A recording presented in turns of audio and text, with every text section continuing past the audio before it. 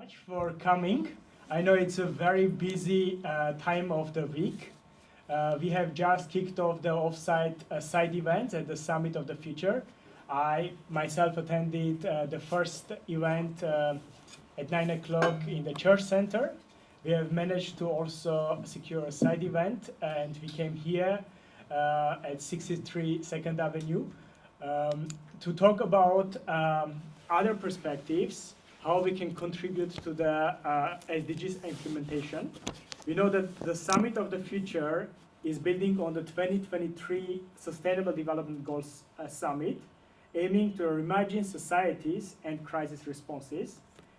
I just learned that the three documents, including the Pact for the Future, has been handed over to the General Assembly, so the co-facilitators have already concluded their work. Hopefully it's going to be accepted. I think we went through a quite long process from the zero draft to the final version of the document. There have been quite improvements as far as civil society participation, but also the participation of countries from Global South is important in the process. So I think now we have a bit more inclusive document. This side event has been sponsored by the Permanent Mission of Burundi and also by the NGO Major Group for Children and Youth and co-organized by Sikh Human Rights Group and Agora Ciudadanos Cambiando Mexico, as well as SAD Burundi, Social Action Burundi, and Medical Impact NGOs. So we are very happy to see you here. The event is aimed to showcase successful practices and projects and also explore scaling and stress the importance of engaged communities in achieving SDGs. By integrating human rights and gender equality into every discussion, the event ensures that these themes are central to all strategies and initiatives. So here we are going to talk about three SDGs, as you could see from our event flyer prepared by Jorge. SDG 2, Zero Hunger. SDG 3, Good Health and Well-being. And SDG 5, equalities, gender equality. So we are going to start. I will not give you like full presentation of what we are going to talk by SDG and then move to the next SDG. So first SDG that we are going to discuss is SDG 2. And for talking about it, we have a distinguished professor, Dr. Bohagal from Hofstra University. He's going to tell us about the langar, a traditional Sikh community kitchen, providing free meals to anyone without any distinction, promoting food security and social inclusion. This model can be adapted globally to combat hunger and foster community responsibility.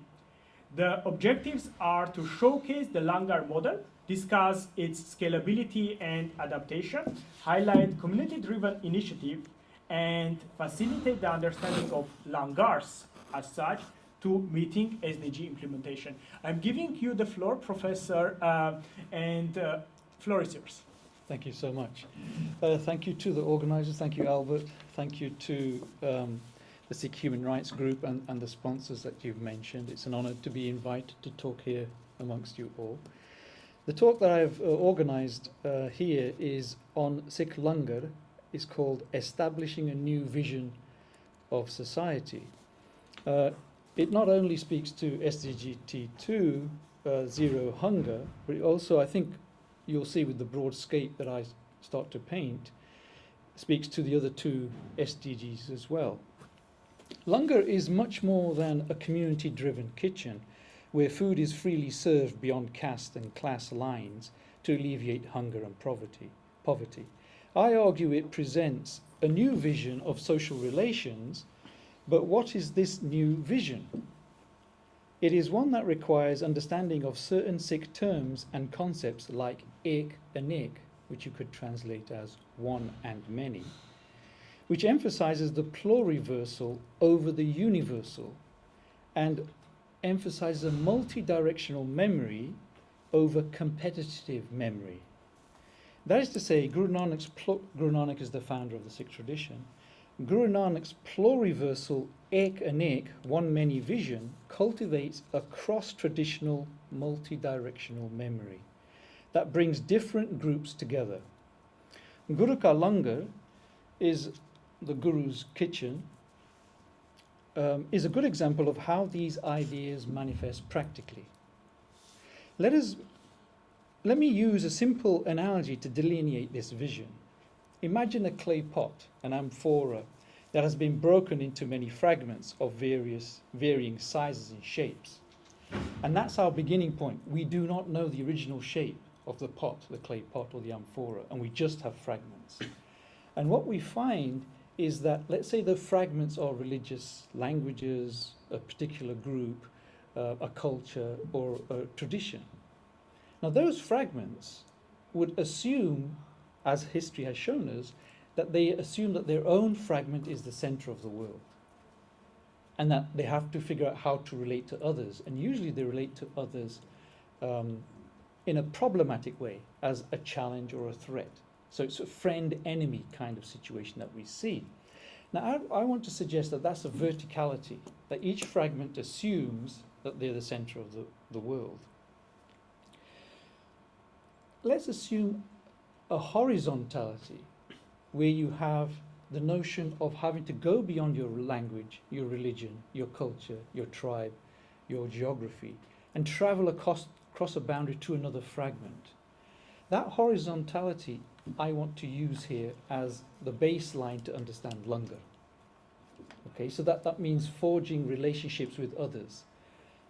Okay, so I'm going to have to unpack some of the terminology I've already given to you. So the first subtitle is the one that is the many, ek anek.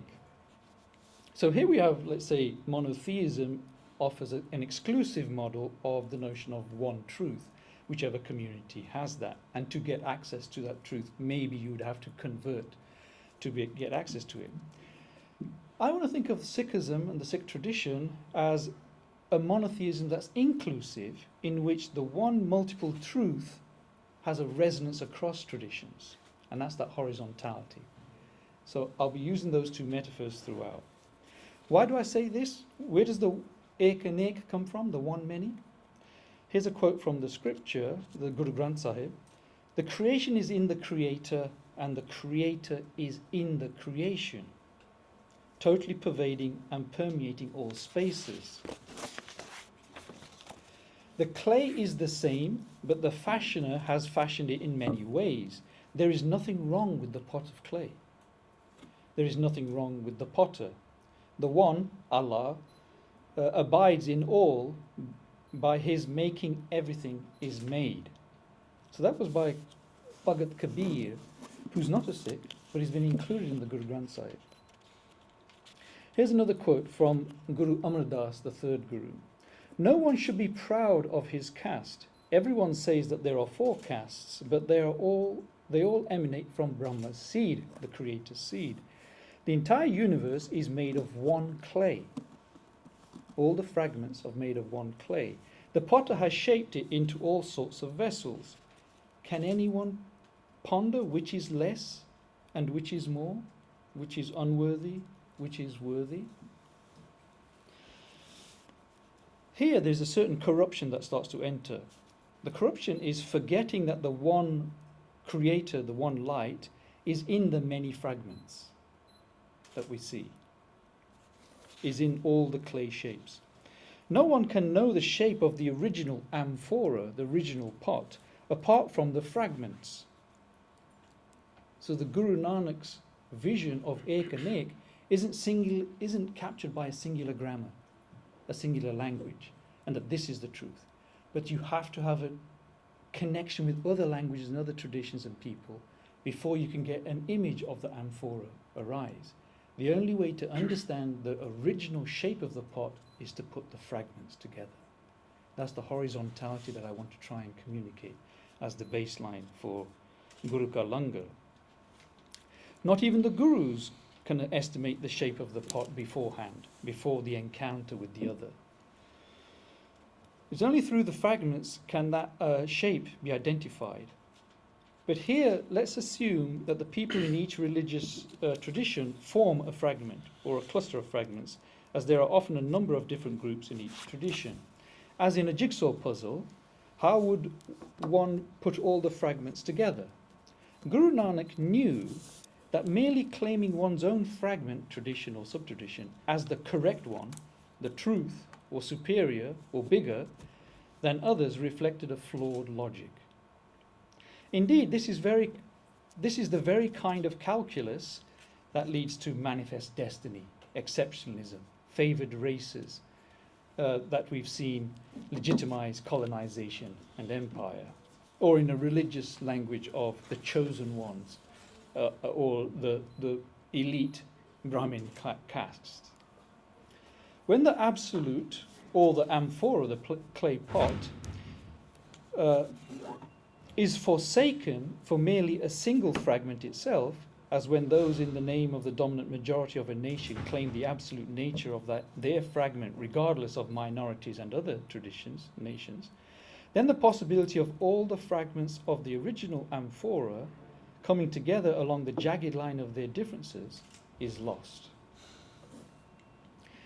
Here sovereignty is not the property of a particular fragment, which is quite an interesting idea, where sovereignty is always tied to a nation.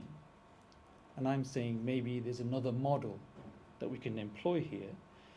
Sovereignty is not the property of a particular fragment to defend itself over others, but tied to a process that aids the emergence of the amphora through the fragments coming together.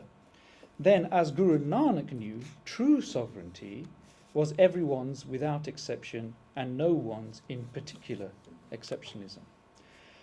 As we are all made of the same clay and are all part of the same amphora, there is an inherent violence in the identifying with one fragment as superior, because when Israel is only for Jews or India only for Hindus, this imagined majority as a national community sublimates the minorities.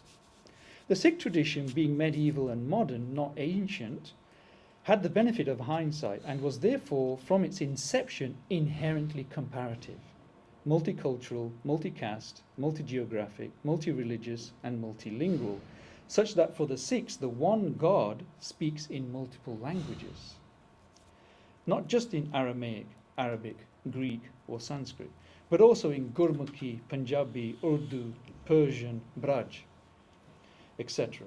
True sovereignty and wisdom requires a recollection of the other as part of one's own reality, a recognition that we are all fragments of the same amphora, and only by coming together along the line of our differences and their tessellating contiguity can we gain a glimpse of what God, truth, reality, the one, looks and feels like. Here, true sovereignty lies not in each fragment egotistically fighting for its place in the sun, but in self-loss, in losing the smaller boundary to gain a greater and shared form, the fragments coming together. This is why Guru Nanak travelled for over 2 decades after his awakening.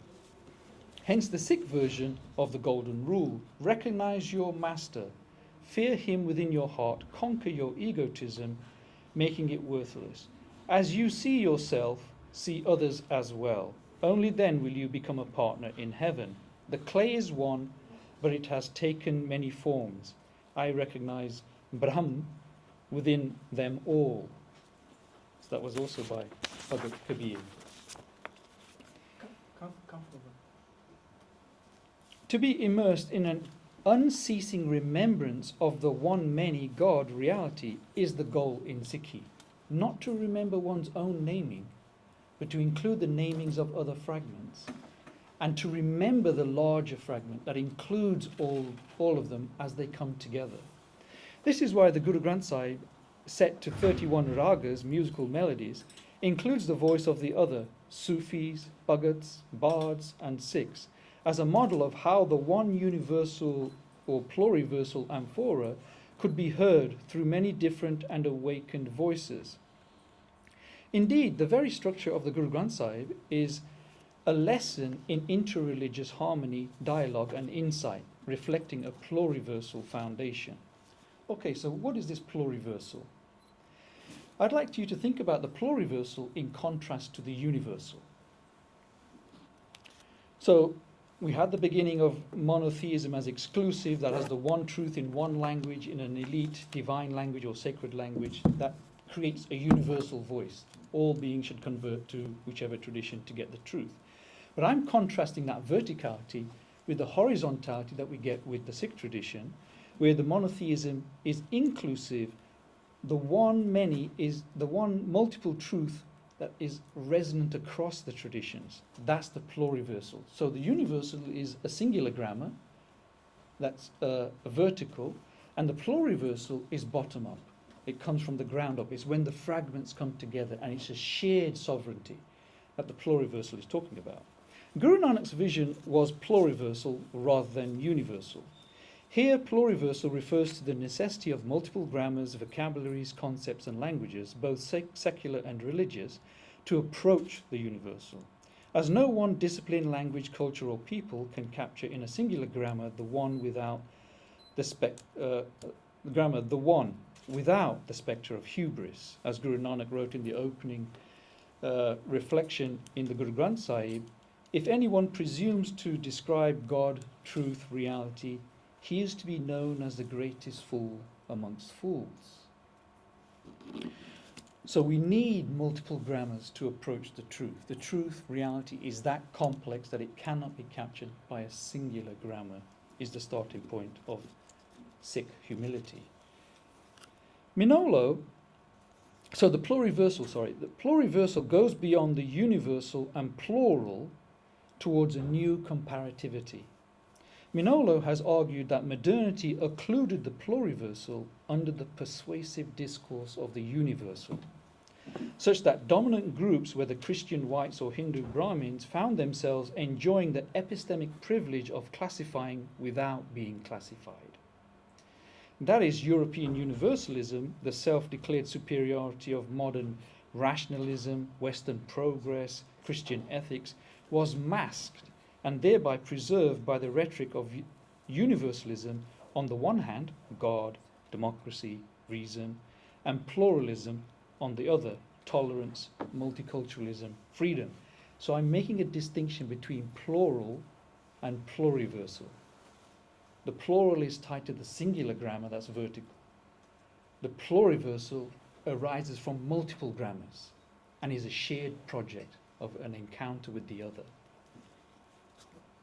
Dispensing with European and Indic vertical notions of cosmic, linguistic and ritual order, Guru Nanak's Ek Anek, one many, is both horizontally and temporally figured, and as such is inclusive of the other. When Guru Nanak sees no other, that's a quote from the Guru Granth Sahib, Avrad Duja, that is not to say that all are unified whole without remainder. Rather, it is a move to resist, firstly, the demarcation of a singular and exclusive centre, be that Mecca, Varanasi, or the Vatican. And secondly, to resist the casting out of the others beyond its periphery as barbarian, Melecha, untouchable, or lesser in some extent. The pluriversal is horizontal, bottom up, non-possessible. The universal is vertical, top down, and owned by a dominating group. The pluriversal emphasizes a particular relation of being with others as co-constitutive, heterogeneous, and collaborative. The universal particular operates through a master-slave relation that demands obedience, mimesis, and homogeneity. The former concerns experiential engagement, the latter swings from tolerance left to zero tolerance right, while the pluriversal is intercultural, interepistemic, the universal is neither.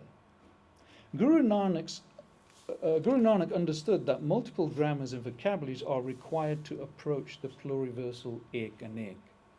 That's why he traveled for over 2 decades, to connect with others, to see the fragments coming together, to be able to have a picture of the one many.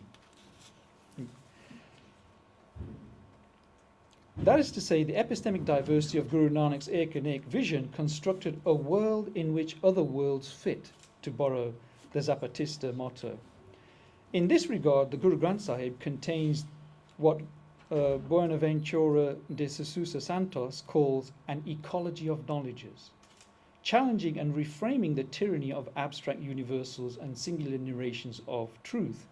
Guru Nanak sought to create a coherent harmony, not a synthesis, of that ecology of knowledges as a critical resonance across them. Okay, now multidirectional memory in contrast to competitive memory.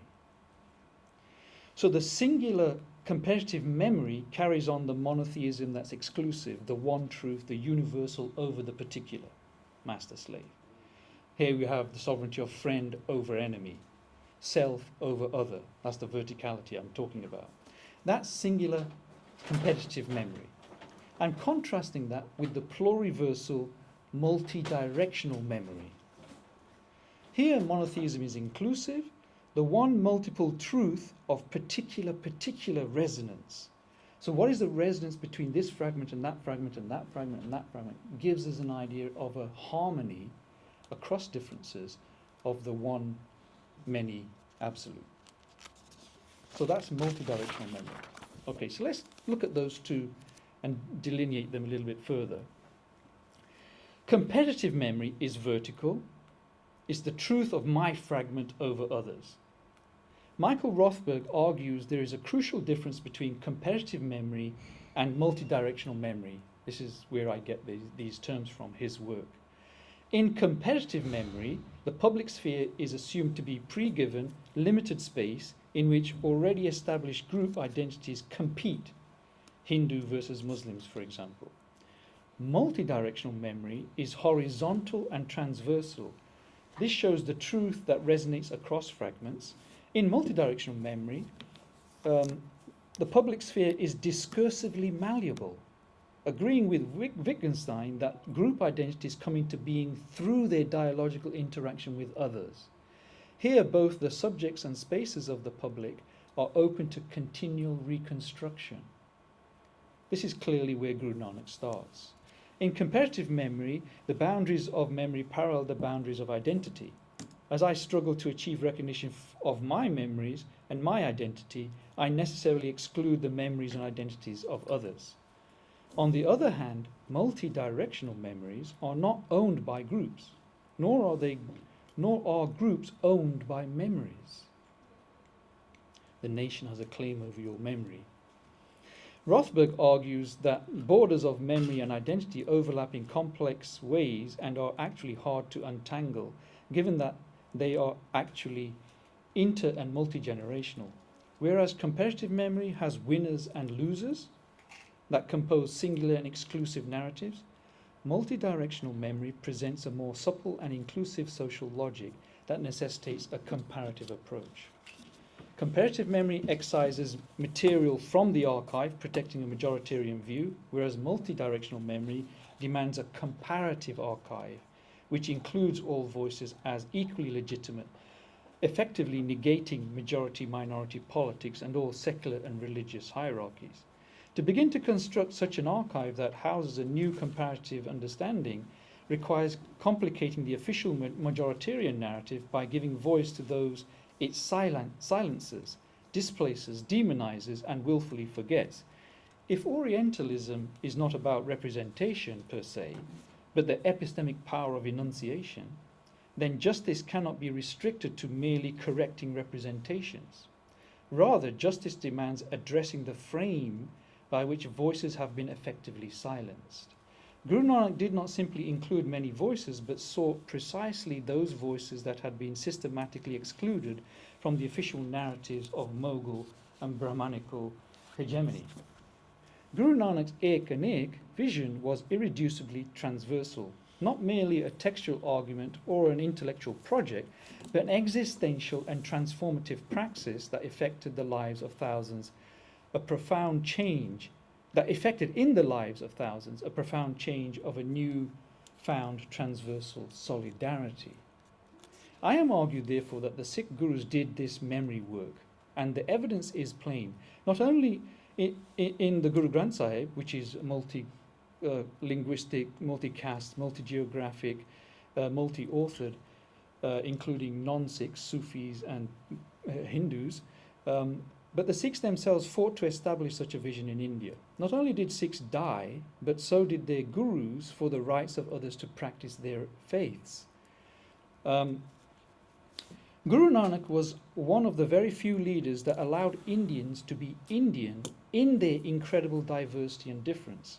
The Sikh gurus never imposed their view as the centre, but allowed multiple centres, thus dissolving the creation of subordinated peripheries by creating the Guru Granth Sahib as a counter-public forum, thus dissolving the creation of a counter-public multi-directional forum, and thereby initiate a new public, a satsangat, a congregation of the holy. Now the context has been outlined, one which necessitates a shift from seeking a single truth in abstract towards a horizontal pluriversal resonant truth composed of multiple and different memories. We can see Guru Ka Langar as a practical expression of this new vision of society and social relations. Okay, so let's talk directly now about Guru Ka Langar. The historical evolution of the Langar starts from 1469 to 1708. That's the Guru period, so 15th to 18th centuries. And what we see there, especially in the first three Gurus, is that the corruption and hypocrisy via exclusive and universal hierarchies of Mughal and Hindu India had to be challenged by this horizontal plurality. One of the methods that to use to challenge that was to get people to eat in the same place across their boundaries of purity and impurity, caste, and their wealth and superiority in terms of being kings and status in society. So food security is a right for all, high or low. That should be practiced and defended. The Sikh community's responsibility to give freely to those in need, and therefore this is a voluntary basis through donations. This sets in motion a revolutionary force against inequality, not just caste inequality, but of wealth and religion and etc. status. This Guru Ka Langar was a revolutionary force that defied millennia-old practices of caste impurity and pollution, religious discrimination and hypocrisy by establishing communal institutions dedicated to alleviating poverty, hunger, and religious alienation and subjugation. And involved, therefore, a radical dissolution of hierarchical universals, be they political power of emperors and kings, that leads to stratified classes in society, or the religious hierarchies of caste impurity, purity, that leads to the pyramid of inclusion for the few and the exclusion for the masses by varying degrees. Though others, groups like the Nath Yogis and the Sufis had these kitchens that distributed free food, equality was not practiced in communal eating. Their institutions did not challenge the social status quo of hierarchical inequalities. They lacked the vision of a socio-political justice of a casteless society. So Guru Ka Langar is something that became systematized and as an expression of not a comparative memory, but a multi-directional memory. Not a vertical universal, but a horizontal pluriversal of the one many absolute. Scholars argue that the purpose was clearly to eliminate caste on the territory of the Gurdwara, and so to eliminate it as either a means or hindrance to liberation. Everyone had to sit in the same status-free lines in these pangats, and everyone had to take the food without knowing who had prepared it. Very important. to elicit from the audience their commitment not to a singular narrative, but to the truth that includes everyone.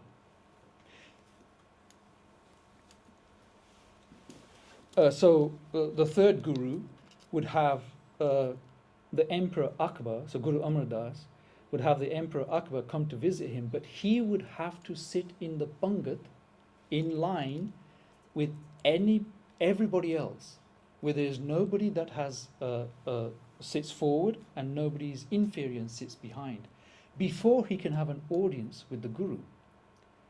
So the Gurus made emperors and kings, like the king of Haripur, come to them, and before they could have their own Sangat, their own assembly with them, they would have to prove their commitment to a greater vision of solidarity that doesn't exclude anybody. And so here we have the phrase of Pangat and Sangat. Pangat is, and both of those are a synonym for Guru Ka Langar. And this is important, that each Gurdwara developed a kitchen, a hall, a langar hall, to feed everybody. So the Gurdwara isn't just a place for Sangat and the scripture and to understand the message, but the message is to be practiced in seva, in service, in the langar, to serve everybody, and that is done through donations. There's a golak, there's a receptacle in which the community, however humble their means, would offer donations, and those donations would be applied not just to food and to the community kitchen, but to education, to build hospitals. So you can see that Guru Ka Langar is part of a much wider vision of social solidarity that's not exclusive. Okay.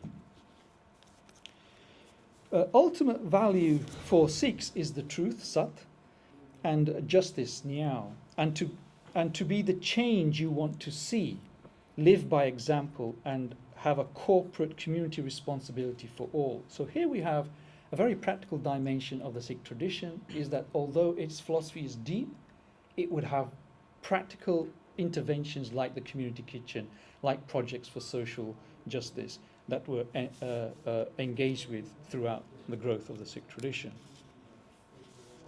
Okay. The new vision of solidarity across fragments is not limited to feeding the hungry indiscriminately in Guru Ka Langar, but an upholding and struggle for equality in all domains.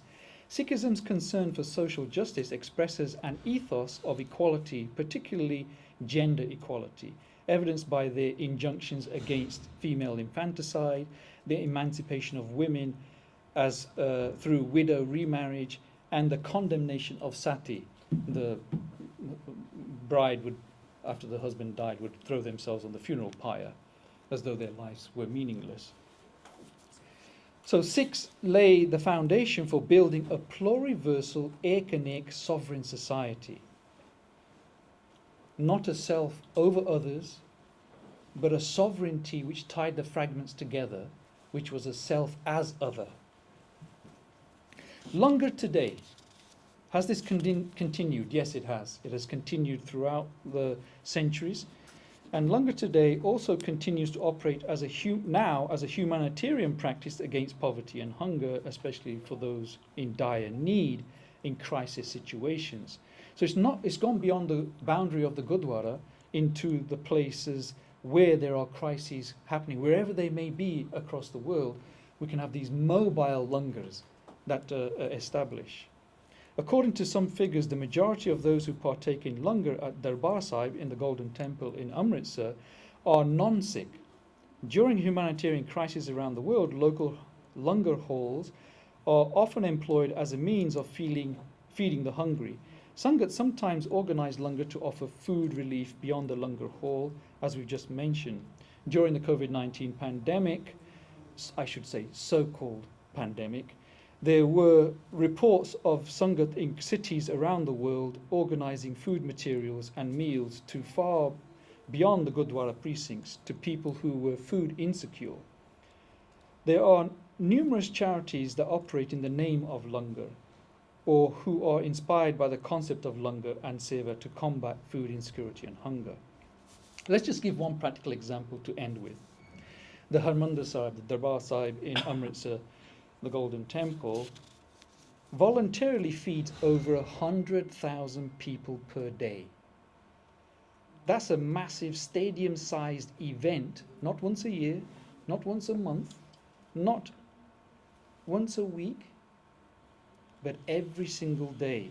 On average, more than, what does that involve? On average, that involves 100 quintal of wheat flour, that's 11 tons of flour per day, 25 quintal of cereals, that's 2.7 tons, 10 quintal of rice, 1.1 tons, 5,000 litres of milk, 5.5 tons or 1,300 gallons, 10 quintal of sugar, 1.1 tons, and 5 quintal of pure ghee, that's half a ton, is used per day. Imagine how much the Sikh community has to donate every single day to cover these costs.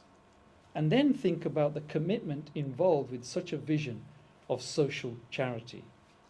It is easy to hold and propound a belief, but it is much harder to reach and touch someone. Sikhism is a tradition of a transformative, cross-cultural, religio-ethical reach, effected not only personally but collectively. When the fragments begin to connect and a shape no one fragment could even begin to guess emerges, then Gursikhi, the way of unlearning, is occurring.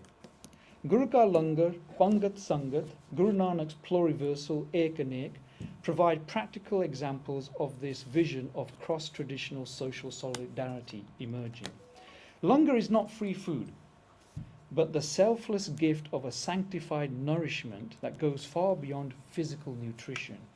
Langar is an organic emergence of Guru Nanak's deep multi-directional memory and far-sighted Ek Anek vision to provide spiritual and communal nourishment through physical nourishment. Thank you.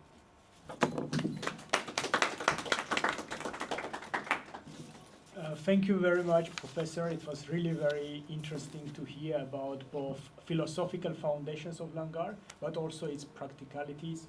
And it's also very important to understand that we have all social responsibility, collective responsibility for each other, and also that gurdwaras are not only place for prayers, but they are also place where the message should be implemented.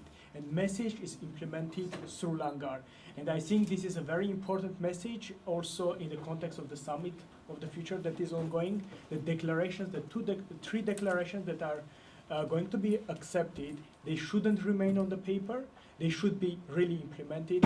And this side event is trying to bring concrete examples that have already been implemented, but also using the language chose by Secretariat turbo boost the SDG implementation, as we are really very close to the 2030. In this regard, our next speaker is Dr. Giorgio Fragnuti.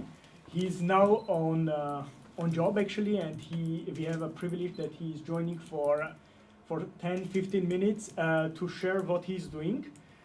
He's the founder of the he's a Mexican biosecurity expert and founder of NGO called Medical Impact, which provides healthcare to marginalized indigenous communities in remote areas. He travels long distances to deliver basic health services, often facing challenging terrain, lack of infrastructure, and preventable diseases. Fragnuti emphasizes sustainable development by empowering local communities with health education, aiming for self-sufficiency in their medical care. Dr. Fragnuti is joining us by Zoom, and the floor is yours. This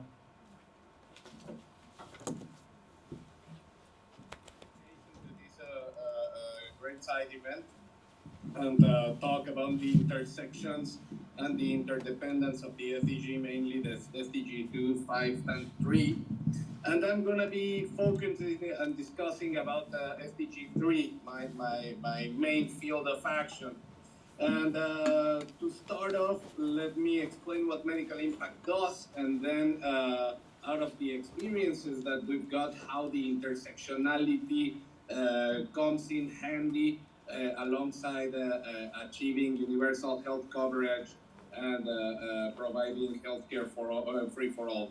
So First off, Medical Impact is a non-profit organization that provides humanitarian medical assistance to communities under extreme marginalization or difficult access in many countries of Latin America and Sub-Saharan Africa.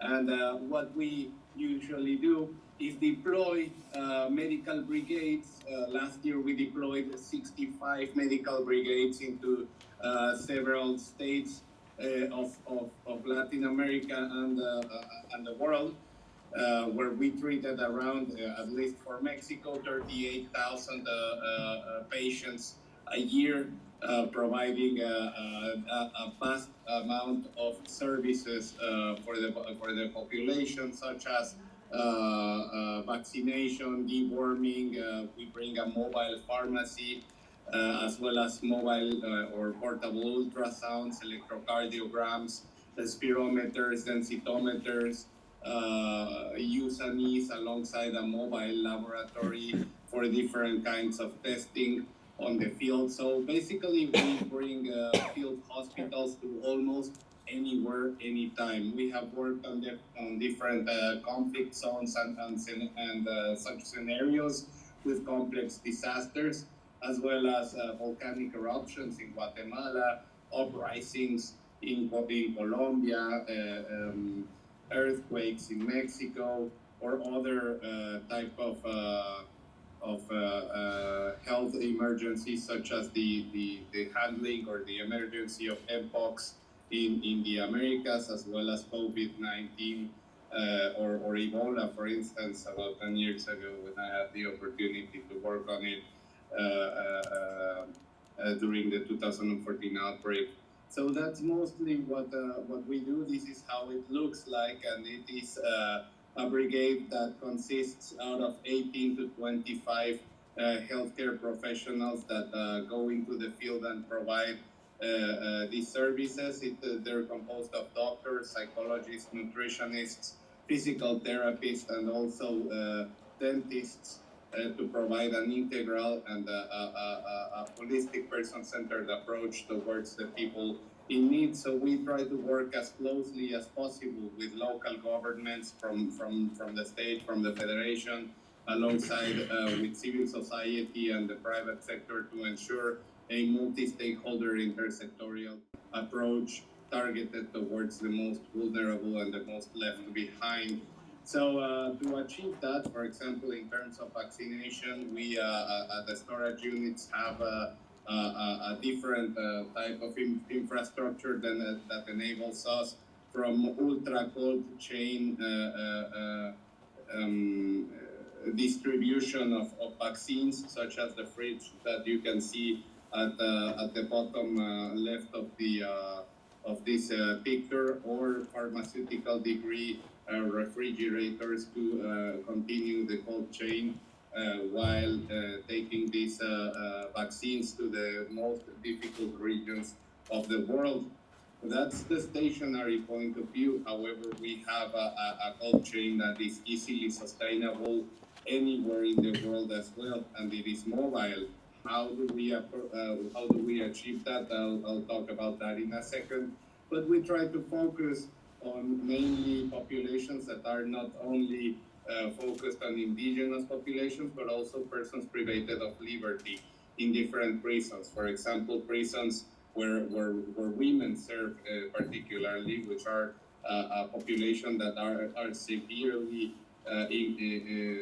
forgotten by the communities and the governments, and also punished by the communities and even their own families, where they exile these women in prison, and different social determinants arise and pose threats to public health as well as their well-being integrally. Therefore, tackling these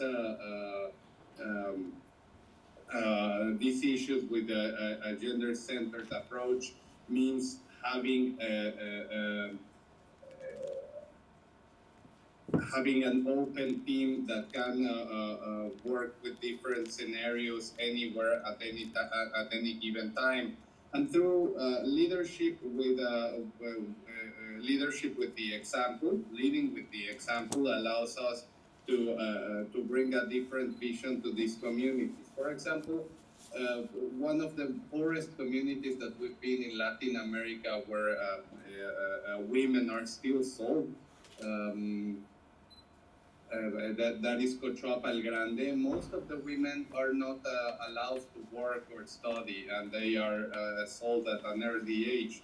So I've been there for 19 or 20 times in Cochuapal Grande.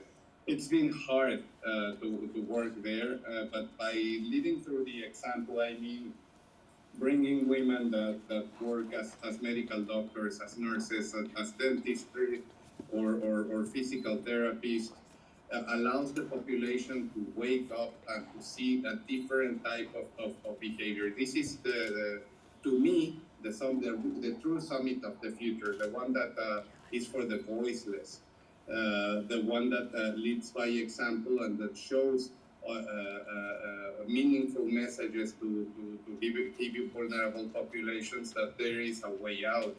So one of the girls that was actually tried to be sold to medical impact about 2 or 3 years ago ended up escaping the community into the city, and she found a different type of reality. She had a cultural shock between being in the most marginalized community in the country and possibly the region, and then in one of the biggest cities in the world. So you can imagine the cultural shock that this person had.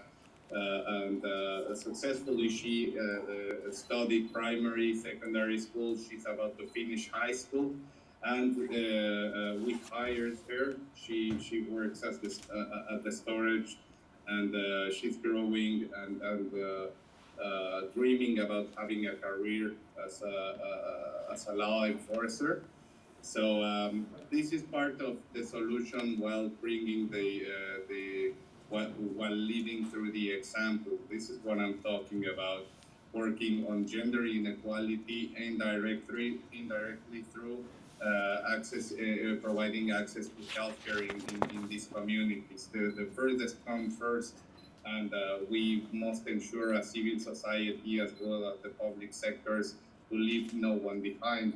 So to achieve that, we have different types of infrastructure to get to these communities. For example, the one that you can see here and the place where I'm talking from, Guerrero, got struck about 10 months ago by a Category 5 hurricane, destroying everything in its path. So we were the first ones, even before the Mexican army, to come into the disaster zones with the cold chain for the vaccination program, as well as the insulin for the insulin-dependent children in Guerrero. So as you can see in this particular picture, there are some solar panels on the floor that are connected directly to some refrigerators that are portable and have a two direct thermometers inside, so that we can map the heat and the heat distribution inside of those refrigerators, and as well as it is connected to an electrical generator to solar energy. So that allows us to have connectivity and have energy while even after a Category 5 hurricane stroke, and it doesn't enable the possibility to keep the cold chain sustained even for a good amount of time, for the very least. So what you can see in these particular pictures are not just because of the images, which I reiterate about the participation of women in positions of power or leadership in the communities, but also the iPads and the tablets, the computers that we bring as a connectivity solution for creating real-time epidemiology, and the electronic clinical history that enables us to monitor and surveil data during disasters or during implementations that are hard to reach, that even local governments have a deep problem to collecting that data. and that data transforms into decision-making opportunities. In this particular imaging, this was Oaxaca about a month and a half ago. I had a ton of fun in that particular intervention because there were a lot of people, but there are also a lot of opportunities. For example, this one was the brigade where we finally connected the Starlink modems towards connecting all of the iPads, all of the tablets towards sharing the data immediately and achieving that long-term dream I had a few years ago of medical impact, having real-time epidemiology, data collecting, management, and assessment. So finally, it came true, and we are sharing that data with local and federal and state governments, as well as relevant stakeholders, for them to take action on what we find, and for the local governments to maximize the impact of the resources that they have when working intersectorially with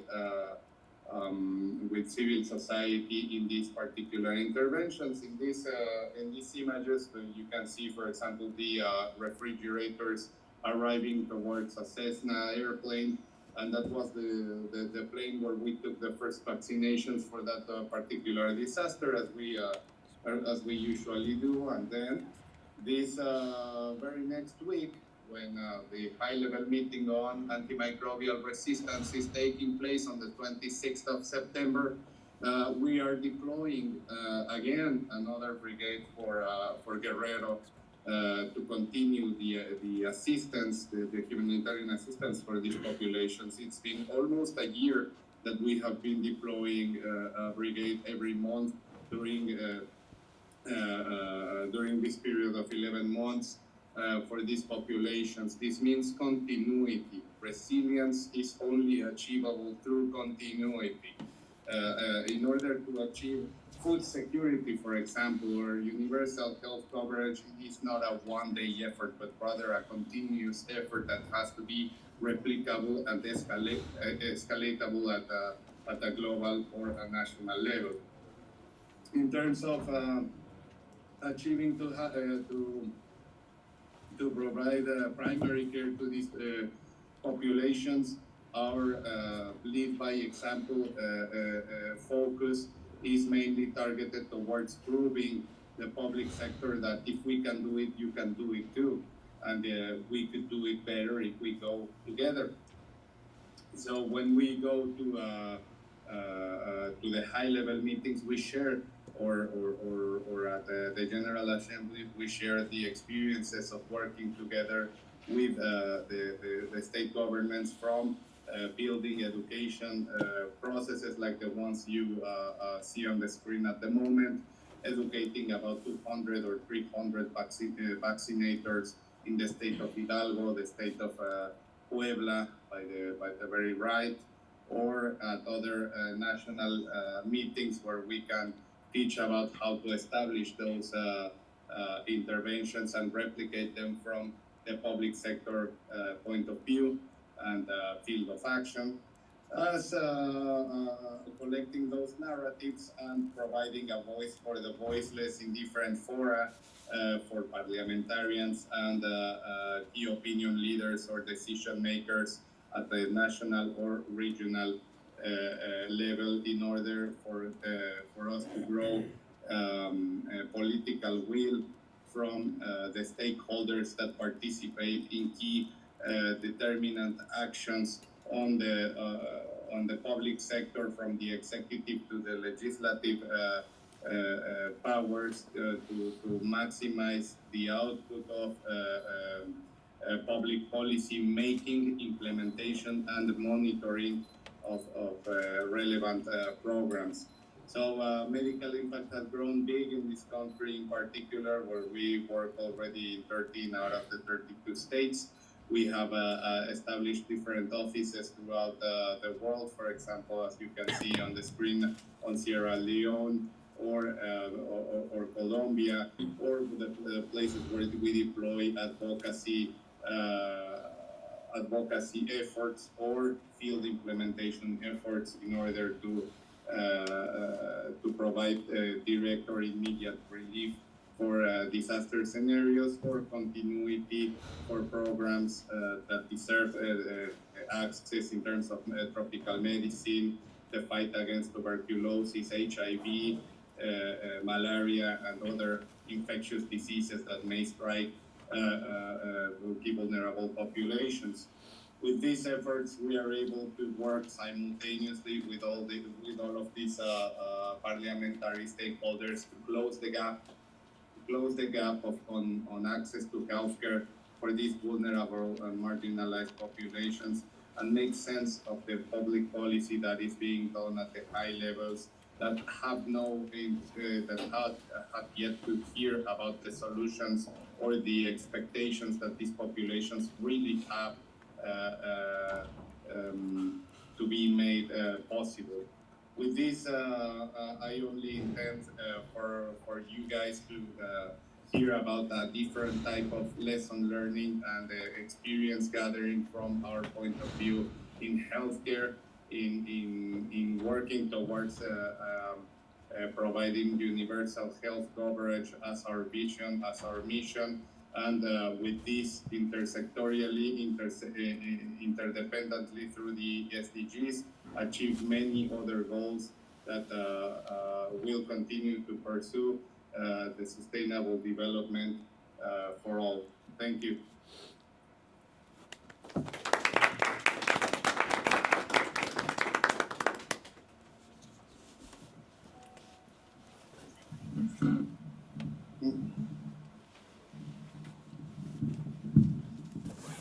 Thank you very much, Dr. Fragnuti.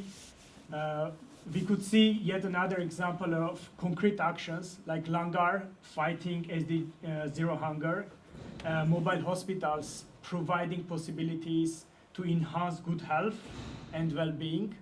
And now we are moving to the SDG 5 about gender equality. And Alexia Cortes is going to tell us what kind of actions her NGO is doing to make sure that both men and women are equally participating and contributing to our society without any distinction. Just few words about Alexia. She's a criminal lawyer and founder of the NGO Agora from 2015. In 2016, she worked at Generación, did I pronounce well? Generación Respuesta. Generación Responsa, promoting care for the environment and sustainability through links with government agencies and civil society organizations. Between 2015 and 2016, she participated in the Mexican Bar Criminal Law Clinic, providing pro bono legal service in criminal matters. Alexia is a professional committed to justice, the environment, and citizen participation, and Agora got EcoSoc status in 2022. Yeah. It was some journey. So the floor is yours, Alexia. Please go ahead. Thank you so much. Can everyone hear? There? Yeah. First of all, I would like to thank the audience for being here because it talks about that you are people that is caring or that are caring about the world and that are caring about the problems that we are facing as a society. I think that it is very important. And I'm a woman of dreams. So I think that all that we dream can come true. And talking with my partners from the table, we wanted to host an official side event at the UNGA. When you are an activist and you have EcoSoc status, you really want to make a change in the world, but it is sometimes, or the most of the time, it is very tough to do that.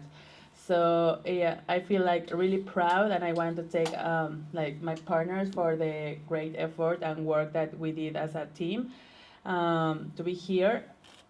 But I think that the most important thing about these panels or these forums, it's not just like joining and talking about what we could improve, but also addressing and noticing that we are able to really generate and make a change in the world. When I founded Agora, I was at the college, and I really wanted to make a change in Mexico.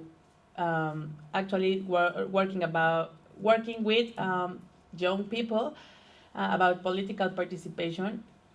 So I joined with Jorge that is here and other young people in Mexico, and we created Agora, and then we dreamed about being at the UN, and now here we are. So this is like a big moment for me, but also for my partners, because it's been like almost 10 years of hard work behind this, and I'm sure that for all of you that are on the audience, these years of hard work in your own causes are also something that are in your heart, or that is in your heart. And I really want to, first of all, congratulate you, because I know that you are caring people, and that we together can change the world and to build the solution for the causes that we believe in. So once that I've said that, I already also prepared something, but I promise that I won't be like very long. Yeah. So as we gather at the Summit of the Future, it is critical that we discuss the empowerment of women as a driving force for global progress. The world is changing rapidly, and to meet the challenges of tomorrow, we must ensure that women are at the forefront of education, economic participation, and leadership. Gender equality is not just a matter of social justice, it's a key factor in achieving broader socioeconomic development and fulfilling the United Nations Sustainable Development Goals by 2030. The future we envision, a world that it is more just, prosperous, and resilient, cannot be realized without fully empowering women. Women make up half the global population, yet they continue to face systemic barriers that limit their potential. The time is now to address these barriers head on, scale impactful empowerment projects, and ensure that women are equipped to lead in shaping the future. Can I take this? It's like, thank you. Oh, it's okay. Thank you. So, okay, at this summit, as we explore solutions for the future, discussing women's empowerment is not only relevant, I think it's indispensable. Empowering women is the key to unlock situations for education, economic growth, leadership, and sustainable development. And I will talk briefly about some things that I think that we are owing women all around the world, because we are talking about an agenda that we are trying to get done by 2030, but it's around the corner, and I know that it's like very difficult to think that we are gonna get there. That's the reason that we are still speaking about these topics. So let's begin with education, that it was already being mentioned. But talking specifically about women education, empowering women starts with providing access to quality education. Studies show that each year of education increases a woman's earnings by up to 10% on average. Yet more than 130 million girls globally are still out of school. Women with higher levels of education are not only more likely to earn better wages, but also to invest in the health, nutrition, and education of their own families, creating a cycle of empowerment and prosperity for generations to come. This is why programs focused on girls' education are foundational to women's empowerment. So I think that it's very important to focus on education, because it provides, as I said, benefits not just for the girls that are being educated at the time, but also for their families and for different generations. And I think that we all have the responsibility to create that kind of change in the world. So second, I'm gonna talk about women's health. And we can not talk about empowerment without addressing the importance of women's health. Women's access to well care especially reproductive health, is fundamental to their ability to thrive economically, socially, and politically. Yet, approximately 218 million women worldwide lack access to modern contraception, and nearly 300 million women die each year for preventable pregnancy-related causes. Healthier women mean healthier families and communities, contributing to stronger economies. Investing in women's health is not only a human rights issue, but also an economic one. Improving women's health could yield a return of to $120 for every dollar that is invested. So I think that it is very important also to guarantee women's health, and then once they have reached education and health, they can start creating or participating in other society spheres, such like the economic participation. So women's economic empowerment has profound effects on society. Research by McKinsey shows that if women participated in the workforce at the same rate as men, global GDP could increase by 28 trillion by 2025. Yet barriers such as unequal pay, limited access to financial resources, and lack of childcare options continue to hold women back. For example, in Latin America, despite significant progresses, women still earn approximately 15 to 25% less than men for the same work. Additionally, the burden of unpaid care work in the region is one of the highest globally, with women spending nearly 3 times as many hours on unpaid domestic work as men. So actually, I would like to just address briefly that right now in the upcoming government at Mexico City, this is like a great topic, and we are going to implement, government and including NGOs, different healthcare and childcare actions to help women to grow economically. So talking about my personal favorite is talking about leadership of women. So women in leadership are agents of change. However, women only hold about 28 of managerial positions worldwide. Evidence shows that companies with higher gender diversity are 21% more likely to experience above average profitability in politics. Having women in leadership positions leads to more inclusive policies and better governance.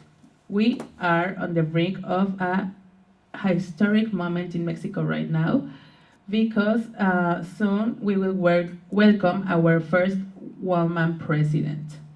This milestone not only signifies progress for gender equality in our nation, but also serves as an inspiration for women everywhere to pursue leadership roles.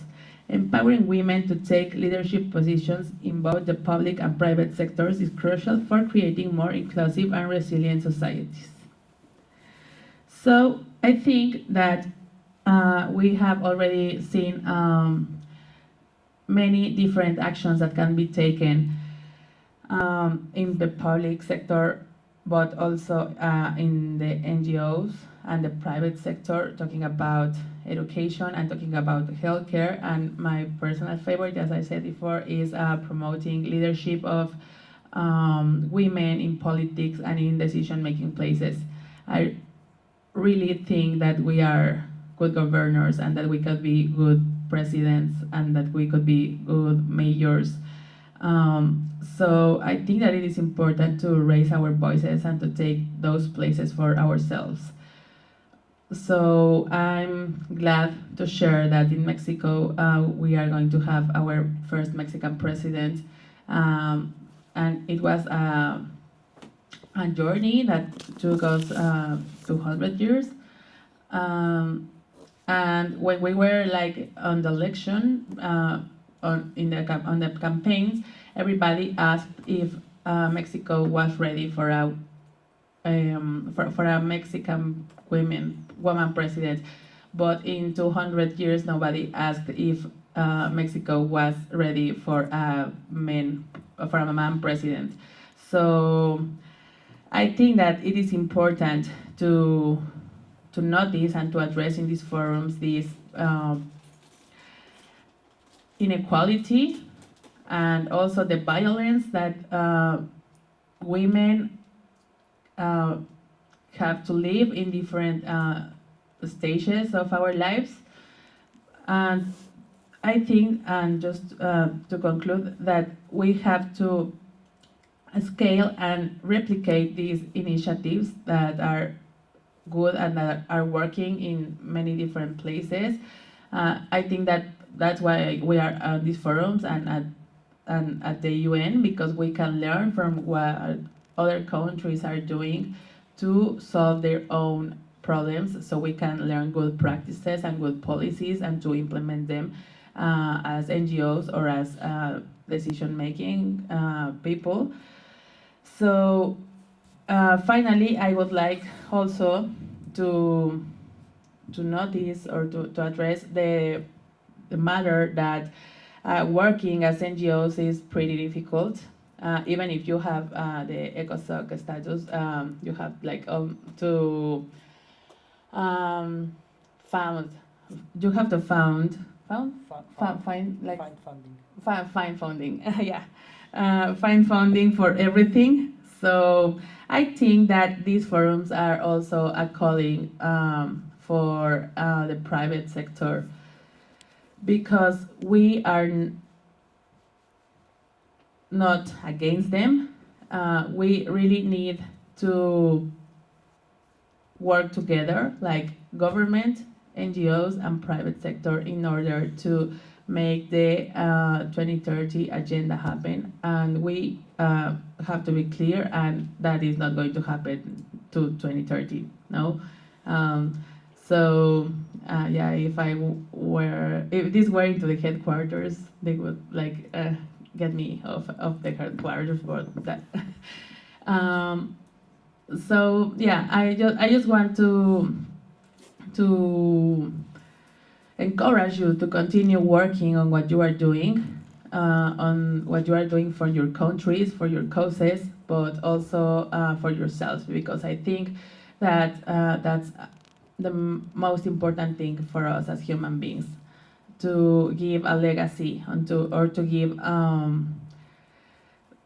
part of ourselves to our families, to our countries, but also to the world. And every time I get the opportunity to come to the UN or to a UNGA or CSW or an event, it is very significant to me, because I meet people that is also very committed with the change of the world. So in conclusion, empowering women is not just the right thing to do, it's the smart thing to do. It fuels stronger economies, leads to better health outcomes, and creates more equitable societies. By scaling successful programs, investing in women's health, and fostering women's leadership, we can drive global progress and ensure that every woman has the opportunity to thrive. And that's my personal commitment in life. Let's continue working together to create a world where gender equality is not just a SDG goal, but a reality. Thank you. Thank you very much, Alexia, and thank you very much for your non-filtered comments and insights. I mean, this is very necessary. I mean, we are still an official Summit of the Future event. We are, I think, also going to submit a summary of this discussion to the UN, and I hope UN can actually take into consideration some of the recommendations that we are making during this event. To move forward, we have two more last moment, to be honest, participants, because we got actually the approval that we have this official side event only a week ago. So we were looking, except our organizing team, also for other opinions and opening up spaces as many people as possible. So with us we have today Phyllis and Theo. Philus is the head of the Youth SDG Agents and Regional Coordinator for Youth Development at My SDG Academy, training center for the All-Party Parliamentary Group Malaysia on Sustainable Development Goals. And Theo is a young man from Jamaica, working in the NGO sector as a multimedia practitioner, working with several institutions, helping them bring activists in a media-friendly manner, ensuring that everyone understands the SDG goals. I think your participation is very much relevant to what we are discussing here. I will start with, I think, Philus, because I really like, by going through your bio, your personal motto. The one who has wait again. Maybe you want to say your personal motto yourself. The one who has a why can handle how, right? Take from there. Thank you so much for this opportunity. I truly feel like I barged in event right now, because it was quite the last minute, as you rightly mentioned, but truly grateful for this opportunity. I'm Phyllis from Malaysia, representing the All-Party Parliamentary Group Malaysia on the SDGs. We are actually a bipartisan initiative endorsed by the Malaysian Parliament to localize the SDGs in the 222 constituencies across Malaysia. So what we are doing there is basically to identify the issues of the communities, map it out, prioritize it, then identify solutions, map it to the local organizations, NGOs, or civil spaces that can take on those projects. And then what we do is impact evaluation. Once the projects are implemented in those constituencies, the impact of the projects are evaluated through a model that we use, a 6-phase model. It's adopted from the meta-integral framework of impact evaluation. Then what we do is some of these issues that are identified in the local grounds are perhaps policy related rather than just community-based issues. So these issues are then brought up toward interagency dialogue, so which brings forth parties from the government, the civil society, and the grassroots. So that is a general idea of the work at the All-Party Parliamentary Group Malaysia on what we do, especially on the SDGs. And tying back to the personal motto, I think that was quite something that I've been really reflecting on, because even our leaders at EPPGM kind of emphasizes on being reflective practitioners. So therefore, documenting our journey, or identifying why exactly are we here, rather than just being an organization that implements a project and then you're done with it without any further evaluation of what's happening with the organization or with the communities that you're engaging with, what kind of sustainable impact that you're having with them. So the sustainable impact that is analyzed, especially when we are talking about the 3 themes that we are talking here today, on SDG 3, 5, and 2, 3, and 5, yes. So APPGM is cross-cutting to all the 17. Of course, the 17 are divided into the 3, people, planet, prosperity, and then the peace and partnership comes in as strategies. So APPGM cross-cuts all of these when we analyze the issues, because we are funded by the Ministry of Finance in Malaysia, and the issues are very subjective and concrete with regard to the issues that are identified in the constituency. For example, in constituency A, it might be an issue of lack of access to water, while in constituency B, it might be a lack of proper maintenance of the environment. So the issues of each constituency is very subjective to their own, and cannot be a similar solution cannot be implemented for both sides. Similarly, when we talk about solutions, because we ourselves are not the implementers of the solution, we are merely the people who moderate the solution. So we link up with organizations that are relevant to the issues that are mapped, and they are the spearheaders. So APPGM has now connected with more than 600 organizations across Malaysia. That's just in Malaysia. And more than 1,000 projects have been undertaken in 115 constituencies out of the 222 constituencies. We are still aiming to reach the 222 by the end of 2030, so that we cover all and we talk about the SDGs, implementing them rather than just advocating them. So that is coming from a general whole of viewpoint from the implementation part of what's happening in Malaysia, perhaps a perspective towards that.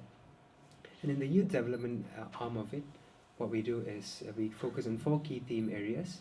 Number 1 is on youth in politics, where we give training and leadership training towards having the youth in political affiliations to not just see community development in the lens of political ideologies, but also through the lens of the SDGs.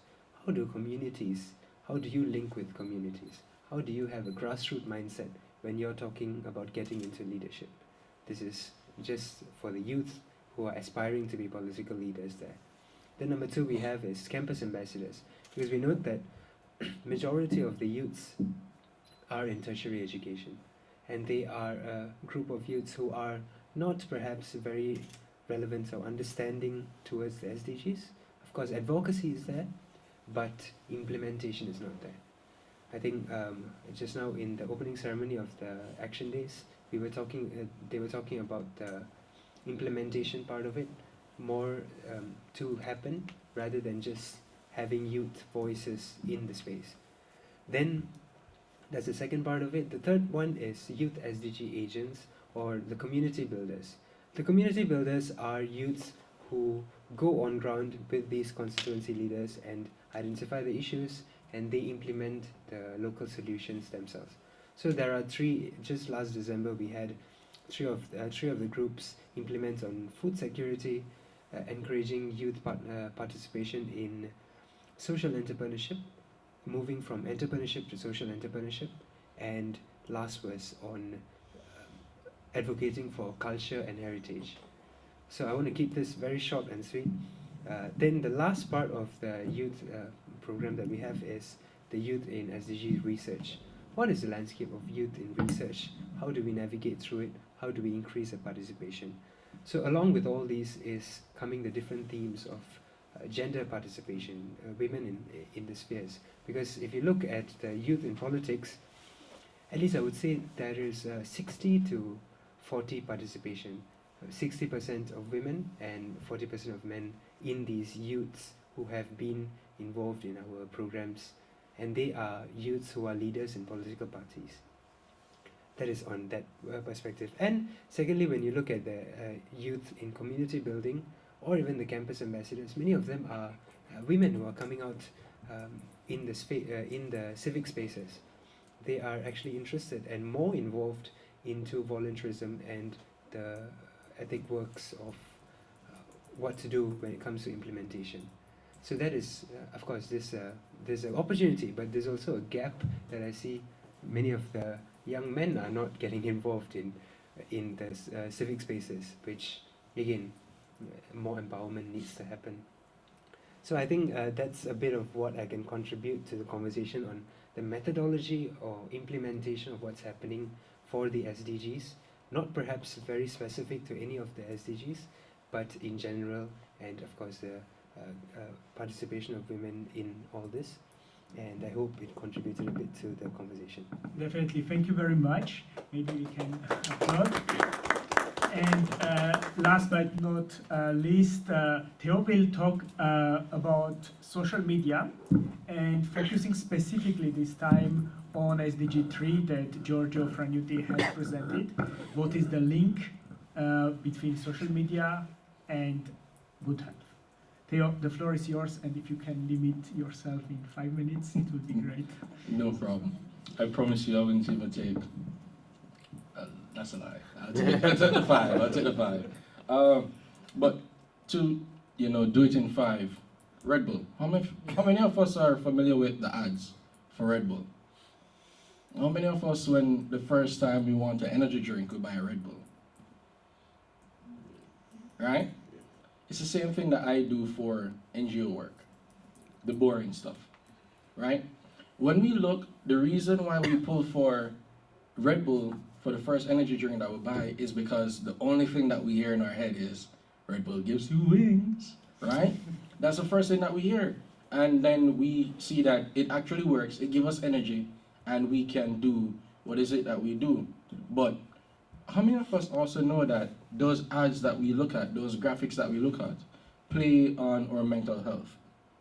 Now, I have two backgrounds in my studies that I do. My first degree is in communication production with a special emphasis on television production, and my second degree is in psychology. And I couple it with knowing how it is that media work, along with politics, how does it play a psyche on the human behavior? Now, the UN established the goal to ensure a healthy life and promote well-being at all ages. That's SDG 3. This encompasses everything from reducing material mortality to ending epidemics of diseases such as AIDS and tuberculosis by 2030. Right? It also emphasizes the importance of mental health, well-being, and preventative health care, urging nations to adopt measures that encourage healthier lifestyle for its citizens. Right? Social media is no longer just a space for entertainment, and we have realized that coming out of the COVID-19 pandemic. It has evolved into a powerful platform for spreading information. For instance, youth-led initiatives have shown that the platform Instagram, Twitter, and TikTok are being used to raise awareness about health issues, mental health, as well as preventative care strategies. We're not in Israel, but I'm pretty sure most of us know what is going on there. Social media, right? During the COVID-19 pandemic, for example, social media was instrumental in informing people about hygiene practices, vaccination campaigns, and mental health resources, all crucial elements for achieving SDG 3, right? Now, one of the things that I tend to do when I work with NGO organization is combating misinformations. Because we are in a world where social media is so fast-paced, we have persons who use the tools that are at hand to disseminate informations that are not necessarily true. And we saw that right here for those of us who were here in America during the COVID-19 pandemic when a certain person tweeted, oh, you guys don't need a vaccine, just drink chlorine. You know? It like that is misinformation. Now what an organization that I was working with at the time, what we did was the first thing we did was like, hey, this is what's going on. We need some graphics out now. But we couldn't just say, oh, don't do chlorine, do this, do this, do this, because people, it has already been streamed to 1,000+ people. Now what we had to do was do pros and cons chart as to, hey, what's the pros when you drink chlorine? What's the con? And then, let people weigh the pros and the con. But social media also helps us because a lot of times some people don't really want to sit in a room like this. A lot of times some people have a short attention span. How do we move from the sitting in a room for 2 hours to, hey, me getting an information on the fly, me understanding what does SDG 3 consist of in a matter of 5 to 10 minutes. That's where I come in, brainstorming the ideas, helping you as hey, this is how it is that SDG 3 can go through. And we read through all the papers and we're like, okay, this is what we can do. False health claims are unverified advice and can spread quickly. And truth, in reality, false information spreads faster than the truth, right? As a media practitioner, navigating social media responsibility means verifying sources, curating helpful, scientific, sound information, and fostering an environment where truth thrives. When we combat misinformation, we are directly contributing to SDG 3 by ensuring that people have access to right information that can save lives. Social media as a community builder. Social media is also a community building tool. It fosters a global network of healthcare professionals, policy advocates, and everyday people who are passionate about well-being. These communities offer spaces to share best practices, new research, and health innovations. For instance, a young person in Congo can now access global health campaigns and interact with healthcare providers virtually. Sometimes something that would have been unimaginable just a few years ago. As someone deeply invested in environmental and social issues, as someone who is deeply invested rather in environmental and social issue, I have seen firsthand how these platforms bring diverse people together around common causes. When using wisely, social media isn't, when used wisely, social media isn't a distraction. It is a unifier that brings us all one step closer to achieving SDG 3. In closing, because I'm sure 5 minutes is up, navigating social media properly doesn't just improve our health and well-being. It transforms how we achieve global health goals. By using these platforms to spread awareness, foster community, promote mental well-being, and fight misinformation, we're not just making a digital impact, we're also making a lasting contribution to the global efforts to create healthier, more connected societies. Together, through mindful engagement, we can harness the power of social media to improve well-being and help realize SDG 3, good health and well-being for all.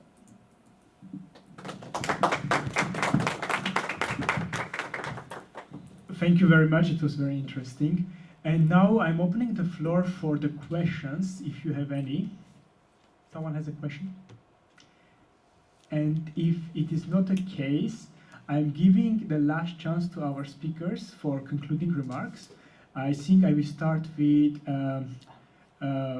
Professor. You, do you have anything to add? Yeah, I think I should clarify that when I was invited, that I was giving a philosophical view of the foundations of langar rather than delineating all the practical applications of it. But it's wonderful to hear on the other panelists just how much there's some practical projects being done in all sorts of spheres. So it's encouraging to hear the work of others. Thank you very much. I think your presentation was very much important for setting up the scene because it gave us some philosophical guidelines to understand the complexities, the work that we are doing, and I think it was also very much appreciated. Thank you very much. Alexia, do you want to say something? I always want to say Yeah, something. Professor, I think that it was a really great presentation because I think that to have the strength enough to fight for the causes that we believe in, we also have to believe in a stronger force than ours. And I think that these forums are also very important in order to realize that we are we may believe in different things, we may have different causes, we may come from different contexts, cultural context, beliefs, educational context. We can be either women or men or any other gender expression, but at last we are all humans, and talking or hearing about what you shared with us was very meaningful to me because yeah, I think that in order to keep on creating good things for this world, you have to know the one that created this world. So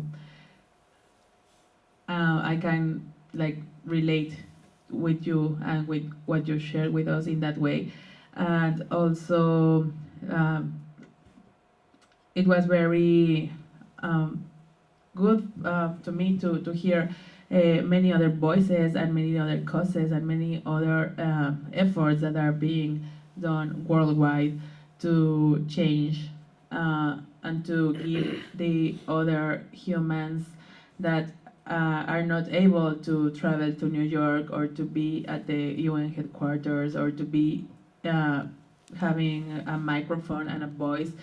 Uh, we are, I think that we are somehow giving them representation, but I think, and I'm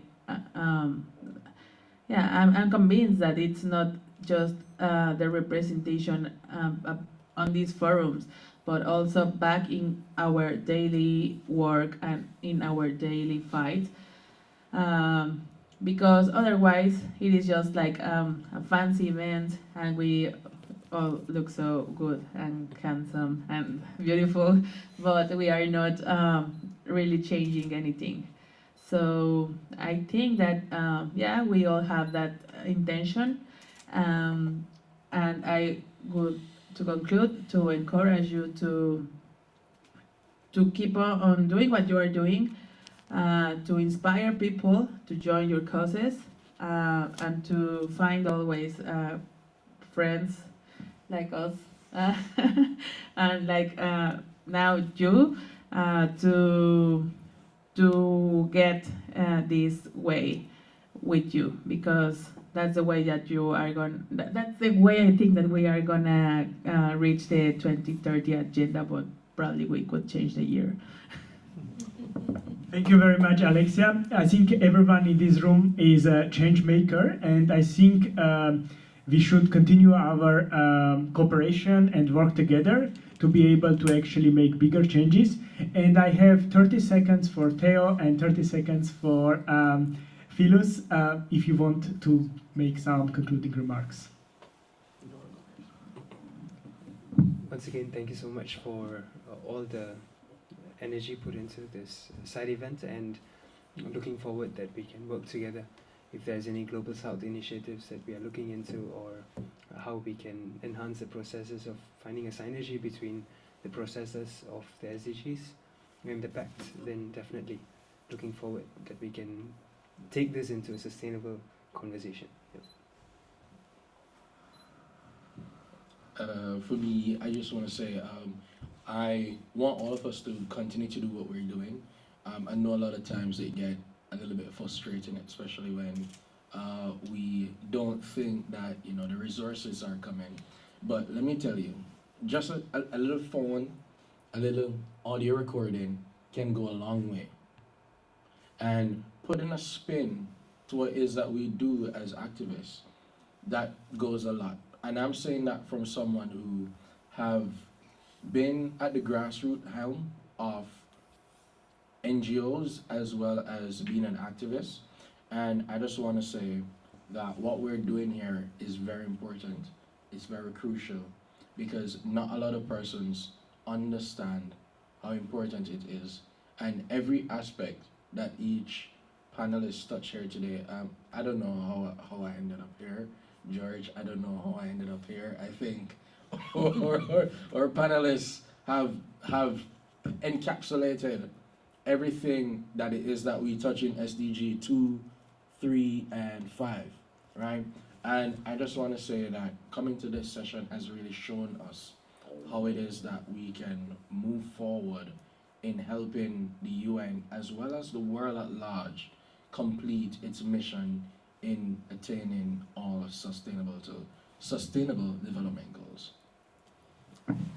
Thank you very much. I wish all of you a very good continuation. Tomorrow it's going to be the second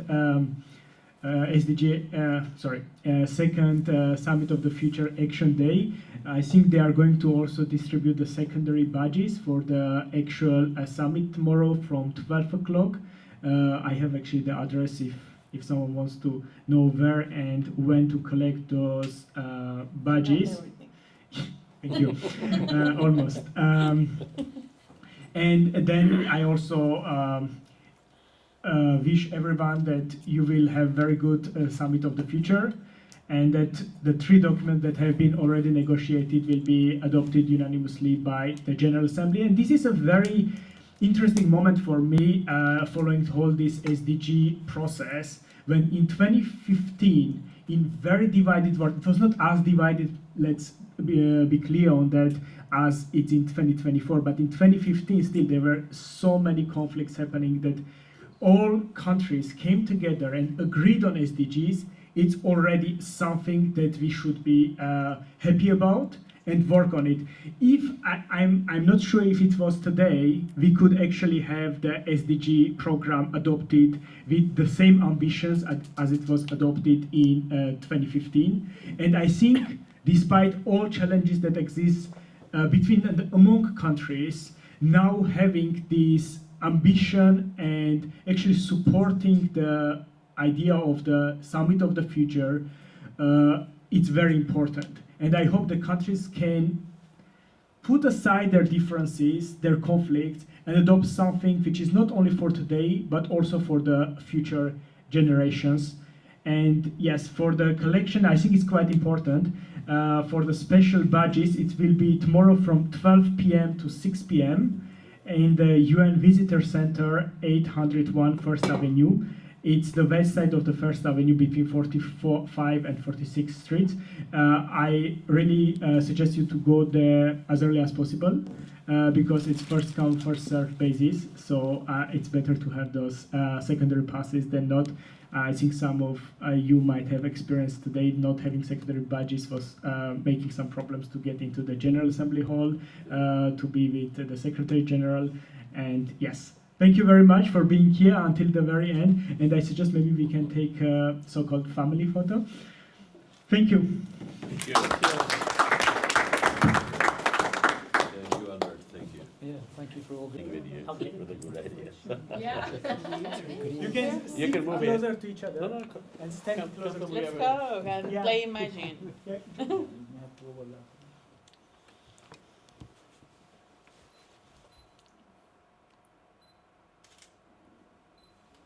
Oh, yeah. Let me say something funny.